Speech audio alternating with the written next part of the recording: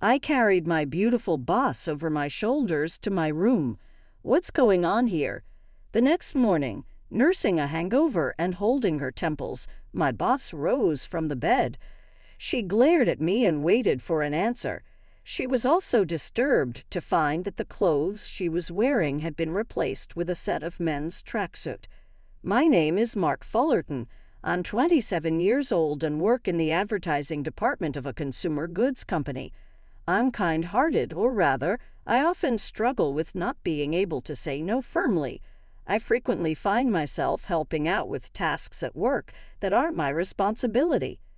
Mark, you're just the person I was looking for. Could you prepare this report for me? When a colleague puts it that way, even if my own tasks are piling up, I usually reply, "Yeah, sure. I'm a soft-spoken guy, so I guess it's easy to ask me for favors. I don't mind being relied upon. However, I often prioritize others' requests too much and sometimes end up overwhelmed. You should finish your own work before helping others. That's just common sense. It's great to be helpful and a team player, but I don't let people take advantage of me. My boss, Jessica Thomas, always sternly advises me. Every time I report that my own work is behind schedule, I am deservingly reprimanded. However, strict in her tone, Jessica is a compassionate person who always comes to the rescue when needed. It can't be helped. I'll help you out, so bring me half of it. Thanks to her, I manage to meet deadlines and balance my tasks and the ones my colleagues dump on me. She takes care of her struggling team members, grumbling but still helping us out all the same. There's such a thing as being too nice, she always tells me. But fundamentally, I think she is no different. If I'm the first person my colleagues run to for help with work, then Jessica is their last resort. Well-regarded, beautiful, kind, and cheerful, she is beloved by everyone. By the way, Mark, have you been eating properly? You seem to have lost weight again. She always keeps an eye on her team, even caring about their health. Naturally, many male colleagues harbor feelings for her.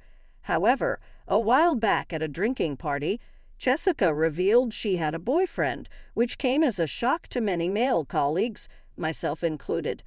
I've actually got a boyfriend. Recently, having a fulfilling private life really boosts my motivation at work, she said, watching her radiant smile as she happily shared this. I realized I had unconsciously developed feelings for her. Realizing my feelings coincided with the heartbreak of knowing she was taken. Since I hadn't been aware of it myself, there was no way I'd talk about these feelings to others. I had convinced myself to keep these feelings to myself. With the launch of a new product, the whole company was in a frenzy. My department, the advertising division, was especially busy. It was an annual event, but this year it seemed harder to keep up with work than usual. The cause was Jessica's poor performance. Come on, let's dig deep and push through this. That's how she usually inspires and motivates her team. Even if a colleague makes a mistake, she's the first to step in and cover for them. However, she was the one making mistakes one after another, which was unlike her. On top of that, her complexion was pale, and she was talking much less than usual. I found Jessica distracted when questioned about this issue. Eventually, some tasks were delayed, and our entire department received an earful from the CEO. I'm truly sorry for my mistakes and getting our division into trouble. Jessica tearfully apologized to everyone.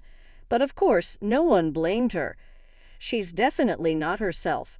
How about we cheer her up with a year-end party? Someone suggested, and everyone agreed. Some colleagues volunteered to organize it. We were worried whether Jessica, clearly still down, would attend. Surprisingly, she nodded with an upward smile. A year-end party sounds nice. However, at the party, she still looked glum, sitting at the edge and not talking to anyone, just drinking somberly. I'm just bringing everyone down by being like this. Sorry for ruining the fun planned for me, Jessica whispered to me, and with that, she hurriedly left. I wanted to say something comforting to her teary eyes, but I'm not the type to come up with clever words on the fly. Hey, maybe she broke up with her boyfriend, someone speculated after Jessica had left. Such speculation arose without anyone in particular starting it. I'd never seen her like that since I joined the company. Remembering how happy she was talking about her boyfriend, it kind of made sense. It was painful to watch her so down, but I felt guilty for even thinking that now might be my chance. The gathering ended awkwardly, and everyone just dispersed. I also made my way home, and just as I was approaching my apartment building, it was then at the trash dumping area I stumbled upon a shocking scene. Jessica was slumped over the garbage, completely drunk.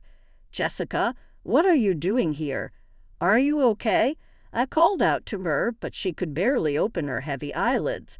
She was in no state to be left alone. After tapping her shoulder and calling her several times, she finally responded, "Just let me sleep a bit more."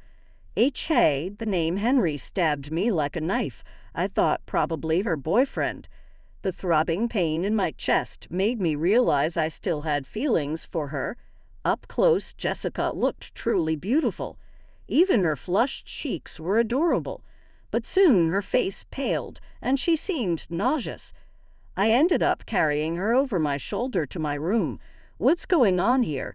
The next morning, suffering from a hangover or maybe just a headache, she pressed her temples, but managed to get out of bed, glaring at me as I lay on the couch.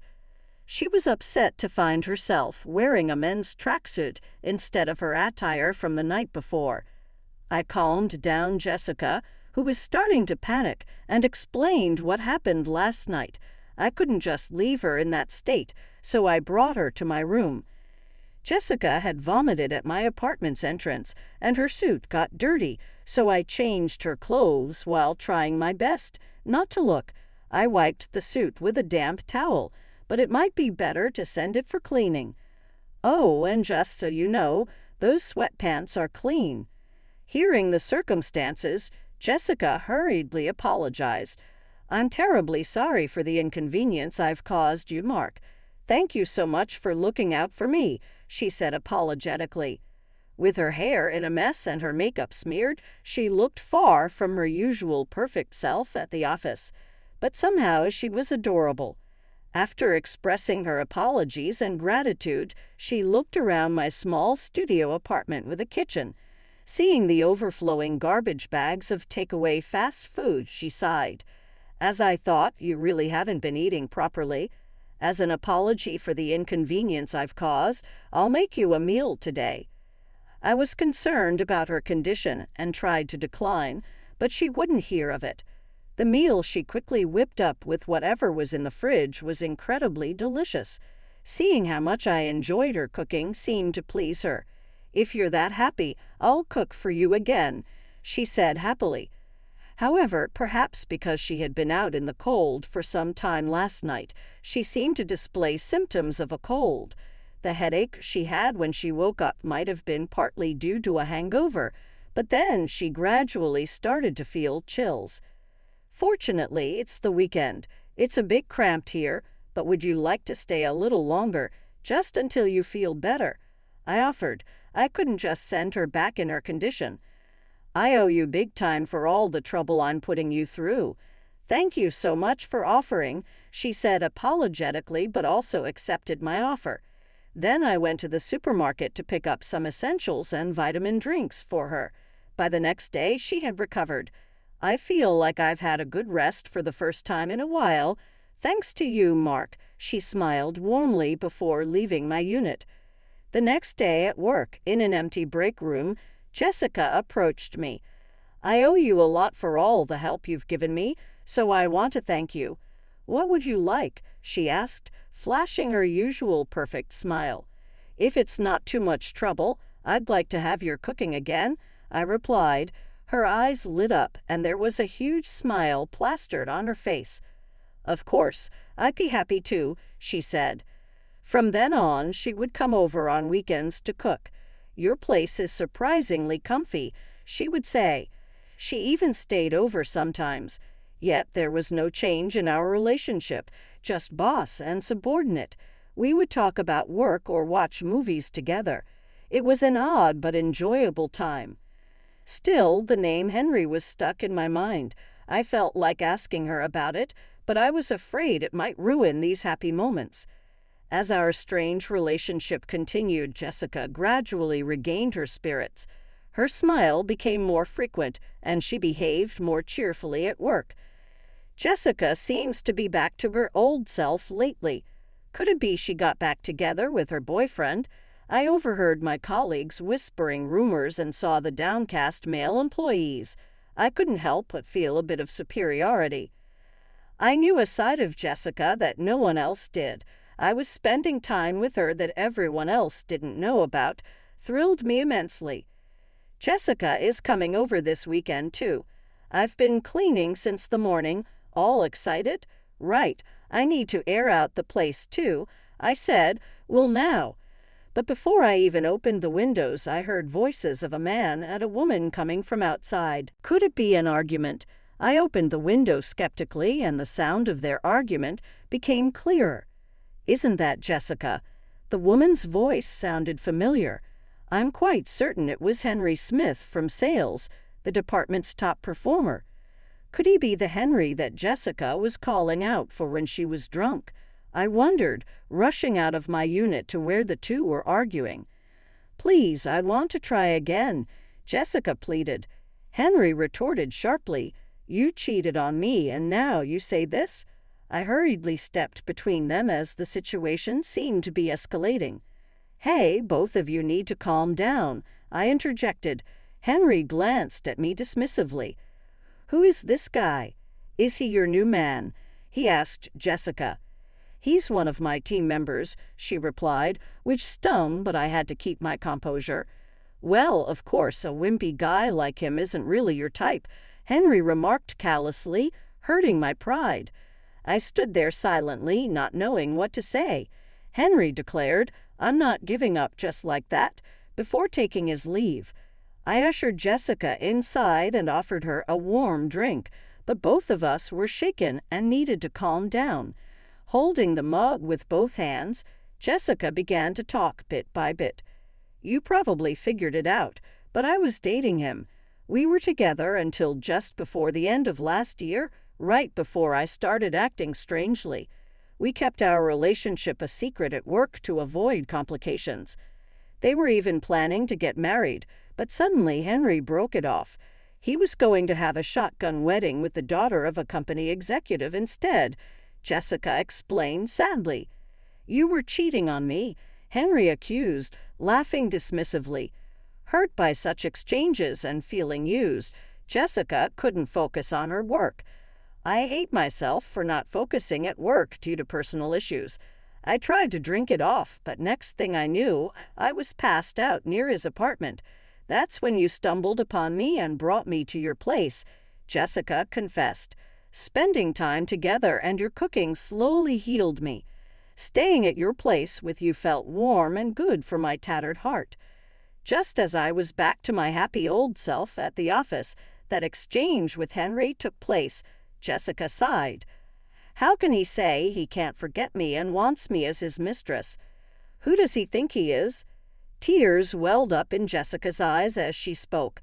And yet I hate that I'm still shaken by such a despicable man, she admitted. I talk big about not being used, but here I am just the same, using you to distract myself. I'm terrible too, she apologized deeply to me. I simply shook my head and smiled gently. No, it's okay. I'm willing to be used by you however you like, I reassured her. Taking a deep breath, I confessed boldly, you are my aspiration, a very important and beloved woman to me. I can't stand to see someone like you being used.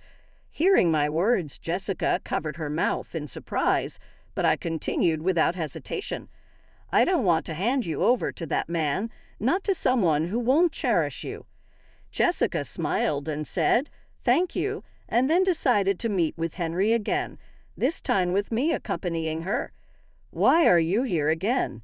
Henry was furious upon seeing me, but Jessica grinned.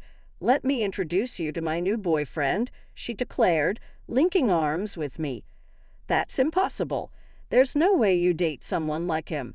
Henry protested. Indeed, this was a lie Jessica had concocted to push Henry away. If he's really your boyfriend, prove it with a kiss right now, Henry taunted.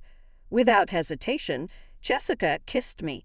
Seeing this, Henry was enraged and stormed off, while I was still stunned by the feel of Jessica's lips. She looked at me, appearing more beautiful than ever. This is how I feel. I don't want to let you go to anyone else either, I confessed. And that's how we started dating. I have a boyfriend now. It's Mark, Jessica boldly announced in front of everyone at work. Our colleagues were surprised. So you were the guy troubling Jessica. Never thought Mark would be such a heartbreaker, though. Some male colleagues who had feelings for Jessica criticized me. I could only give a wry smile. That was her ex. Of course, I didn't mention any names. Later, it turned out Henry had been caught cheating with another woman, and his wedding with the executive's daughter was called off due to his indiscretions. The executive was furious, and Henry was fired. It seems that the other woman he was cheating with was married, and the whole situation was a mess.